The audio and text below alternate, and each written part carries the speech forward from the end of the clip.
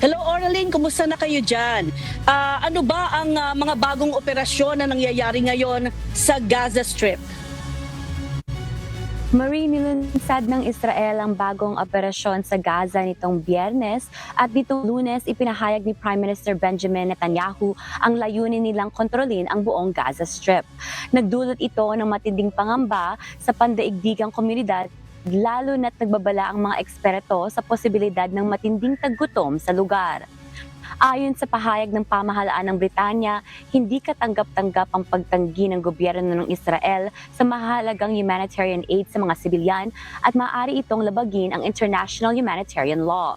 Ipinahayag din ng UK ang pagtutol sa anumang pagpapalawak ng mga settlement sa West Bank at sinabing handa silang magsagawa ng karagdagang hakbang, kabilang ang targeted sanctions.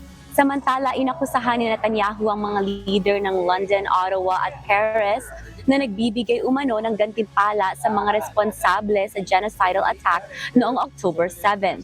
Aniya, ipagtatanggol ng Israel ang sarili sa makatarungang paraan hanggat makamit ang buong tagumpay. Nilinaw rin ni Netanyahu ang mga kondisyon para sa pagtatapos ng digmaan, ang pagpapalaya sa mga natitirang bihag at demilitarization ng Gaza. Mula pa noong Marso, pinigil ng Israel ang pagpasok ng gamot, pagkain at gasolina sa Gaza bilang taktika upang mapilit ang Hamas na palayain ang mga bihag na dinukot noong October 7, 2023. Ayon sa mga leader ng kanluran, kinikilala nila ang karapatan ng Israel na ipagtanggol ang sarili laban sa terorismo, ngunit iginiit nilang labis na ang paglala ng giyera.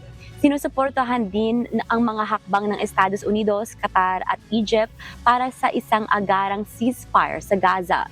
Sa panig naman ng Hamas, tinawag nila ang pahayag ng Britanya, Canada at France bilang isang makabuluhang hakbang patungo sa pagpapanumbalik ng prinsipyo ng international law.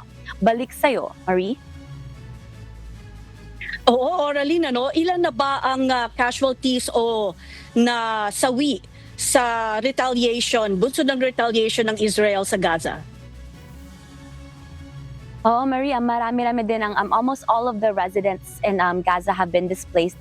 And sa kasalukuyan, according sa Gaza Health Authorities, 53,000 people ang nasawi at many of them have been civilians, Marie. Oo, Oraline, matagal na rin nangyayari ito at malungkot na balita palagi at ang isa siguro magiging masayang balita lang kung ang magiging update natin ay tapos na o nag-end na ang giyera naman between Israel and Gaza.